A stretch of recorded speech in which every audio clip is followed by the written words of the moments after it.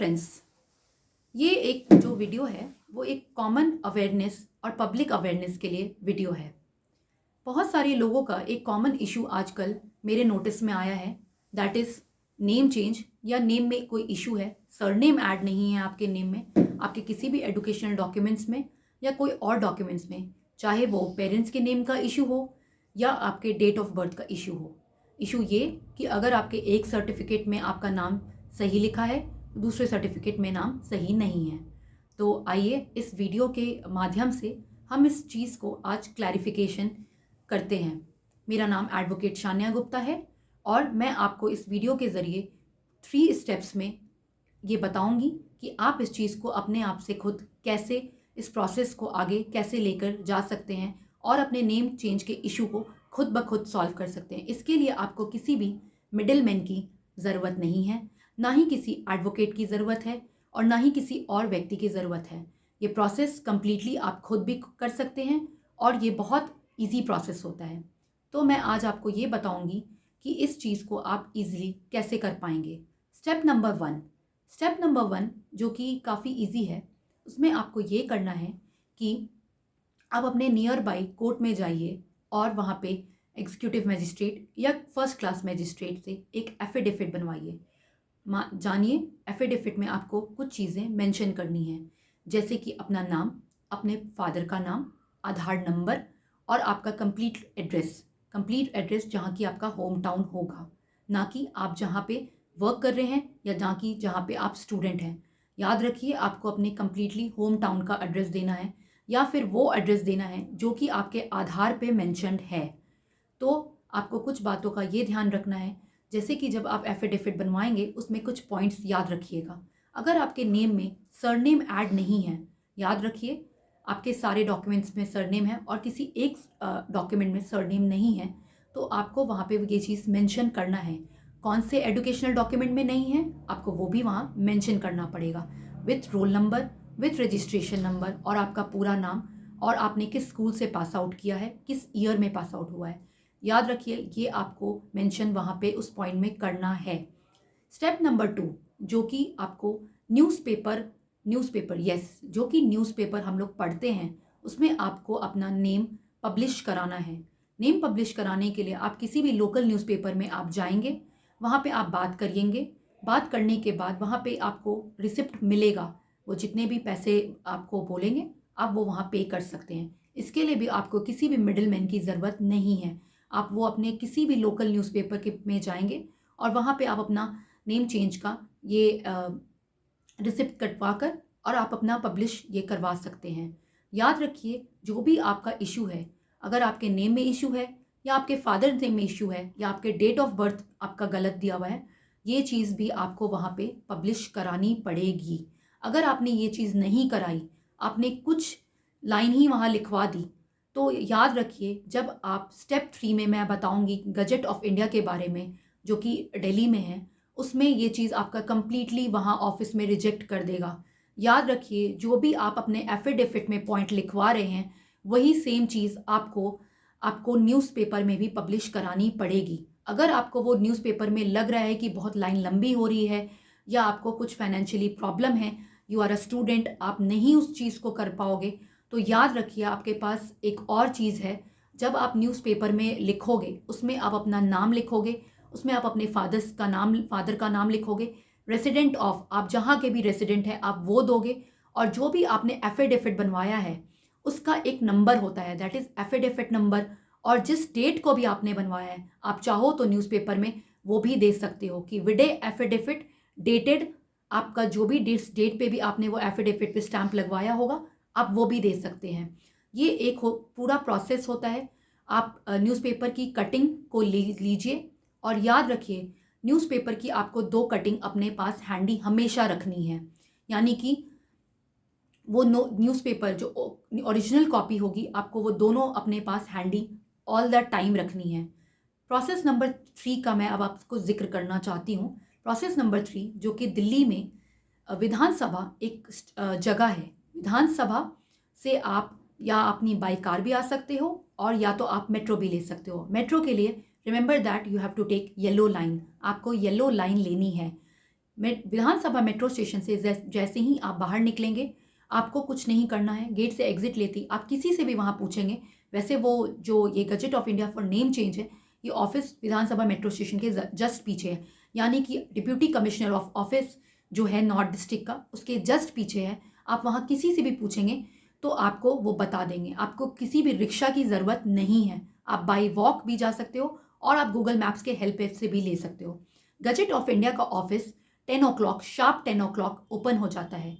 लेकिन यहाँ पे भी माय फ्रेंड एक कैच है। आप 10 o'clock जाएंगे, आपको थोड़ी इश्यू होगी, इसलिए माइंडेड फ्रेंड्स आपको 9 o'clock वहाँ पे रिपोर्ट कर देना है। यस, ऑफिस 10 o'clock पे ही स्टार्ट होता है, बट जो लोग हैं वहाँ 9 o'clock से ही आ जाते हैं, बिकॉज ऑफ वहाँ लाइन लगनी शुरू हो जाती है फॉर टोकन।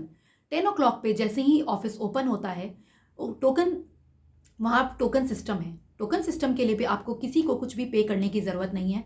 वहाँ पे एक मशीन लगी है, उस मशीन में आपको अपना नाम और आपको अपना मोबाइल नंबर फीड करना है। आपको टोकन नंबर वहीं पे वहीं मिलेगा। अगर टोकन नंबर आपका जो भी टोकन नंबर है, आप अगर जल्दी वो टोकन आ सकता है तो आप वहीं वेट भी कर सकते हो, या फिर आप कुछ देर के बाद भी आ सकते हो। और जैसे ही आपका टोकन आता है, आपको विंडो पे बुलाया जाएगा। वहाँ पे विंडोज़ हैं, आप विंडो पे जाएंगे, वो आपसे आपका टोकन नंबर लेंगे और उनसे आपसे पूछेंगे कि yes what is your issue, आखिर आपके साथ इशू है क्या। आप उनको बताएंगे, सर मेरे नेम में इशू है, सर मेरे पेरेंट्स के नेम में इशू है, या मेरे डेट ऑफ बर्थ में इशू है, किसी एक एजुकेशनल डॉक्यूमेंट में ये नाम ऐड नहीं हुआ है, या ये नाम मिसप्रिंट हुआ है। तो यही चीज़ आपको वहाँ बोलनी है और वो आपसे वही डॉक्यूमेंट्स मांगेंगे। फर्स्ट आपसे वो एफिडेविट मांगेंगे जो आपने एफिडेविट बनवाया है। सेकंड, आप ये चीज़ स्टेप याद रखिएगा, सेकंड वो आपसे न्यूज़पेपर की ओरिजिनल कॉपी मांगेंगे। न्यूज़पेपर की ओरिजिनल कॉपी, न्यूज़पेपर की ओरिजिनल कॉपी आप देंगे। फिर देन वो आपसे आपका ओरिजिनल आधार कार्ड मांगेंगे। जैसे ही आपको वो आप ये चीज़ें उनको सबमिट करते हो, वो आपको एक फ़ाइल देंगे।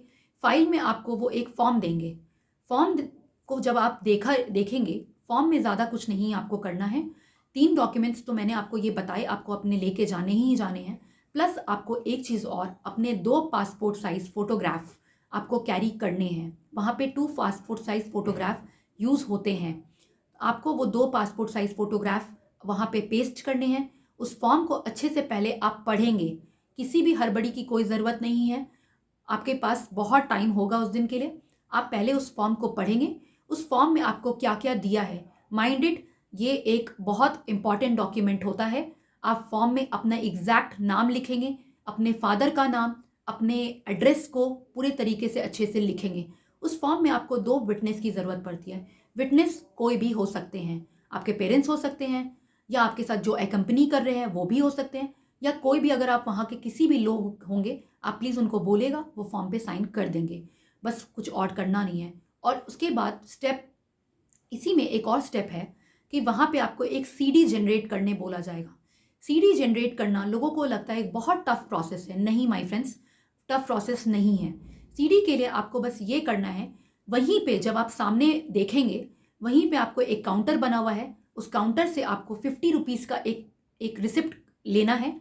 उस 50 रुपीज़ को आप रिसिप्ट लेकर, वहीं पे एक और काउंटर होगा, उस काउंटर के पास आप जाएंगे। आप वो उनको बताएंगे कि मेरे क्या इशू है, और ये जो फॉर्म आपने लिया है, वो फॉर्म पे ही सब कुछ लिखा होगा। वो वहीं पे वो टाइप करेंगे। उस सीडी में उस चीज़ को MS वर्ड की फाइल होगी, उसको वो कॉपी करेंगे and they will give you the CD. याद रखिए, वो सीडी आपको रखनी है जब आप सारे डॉक्यूमेंट्स को लगा लेंगे। उसके बाद आप सारे डॉक्यूमेंट्स को फिल करने के बाद, एक बार रिव्यू करने के बाद, आप अपना आधार कार्ड, उस ओरिजिनल कॉपी, न्यूज़पेपर की ओरिजिनल कॉपी और अपने एफिडेविट को वहाँ लगाएंगे और वो सीडी को वहाँ पे देंगे। उसके बाद वो आपको एक सर्टेन अमाउंट, जो कि 1100 का अमाउंट होता है, वो आपको जस्ट नेक्स्ट विंडो पे ही वहाँ सबमिट करना है। माय फ्रेंड्स, इसमें एक कैच है। Yes, you heard it right. वहाँ पे कोई भी UPI पेमेंट्स नहीं एक्सेप्ट होता है। Not a single UPI। Mind it, आप याद रखिए, वहाँ पे कोई भी चेक, कोई भी कैश और कोई भी UPI पेमेंट एक्सेप्ट नहीं होती है। Yes, you have to take your ATM card. अगर आपके पास ATM कार्ड नहीं है तो प्लीज़ आप अपने फादर से, अपने मदर से, या अपने किसी भी सिबलिंग से आप ATM कार्ड लीजिए और एटीएम कार्ड से ही वहाँ पेमेंट होता है। जैसे ही आप वो रिसिप्ट पेमेंट करेंगे, एक रिसिप्ट जनरेट होगा, वो आपको मेन काउंटर पे जाके सबमिट करना है और वहाँ पे ही आपको बता दिया जाएगा कि gazette of India, that is Bharat का राजपत्र, कहाँ कब पब्लिश होगा, वो आपको तुरंत बता दिया जाएगा। जब ये भारत का राजपत्र यानी कि गजट ऑफ इंडिया पब्लिश होगा तो आप उसकी ई कॉपी, याद रखिए दोस्तों, आप अपनी उसकी ई कॉपी हमेशा अपने पास रखेंगे। आप या तो उसका प्रिंट आउट ले सकते हैं या तो आप उसके लिए उसको आप अपने मेल या किसी भी जगह पे आप उस जहाँ पे स्टोर करना चाहेंगे, गूगल के किसी भी प्लेटफॉर्म पे आप उसको सेव कर सकते हैं। तो ये चीज़ तो प्रोसेस हो गया। तो अब आप सोचेंगे कि इसका आखिरकार क्या मतलब है? आखिरकार ये प्रोसेस क्यों इतना हमारे इंडिया में क्यों इतना टायरिंग प्रोसेस है या क्यों ये बनवाया जाता है? तो यस, ये एक इशू है। जब भी आप अपने जॉब में जाएँगे, चाहे वो प्राइवेट हो या गवर्नमेंट जॉब में हो, तो कल को आपके पेंशन में आपको दिक्कत होगी या आपको कभी कोई डीएस की स्कीम होगी या कोई भी आपको और स्कीम्स होगी, वहाँ पे आपके यस ये डॉक्यूमेंट्स लगते हैं। तो आप इस सब चीज़ों के लिए आप पहले से ही रेडी रहिए। अगर आप ये प्रोसेस कंप्लीट कर लेंगे तो आप फ्यूचर में बहुत आपको ईज़ी होगा ये प्रोसेस और आपको एकदम अच्छा होगा। तो इस वीडियो को ज़्यादा से ज़्यादा प्लीज़ आप शेयर कीजिए, लाइक कीजिए और सब्सक्राइब कीजिए। Thank you so much.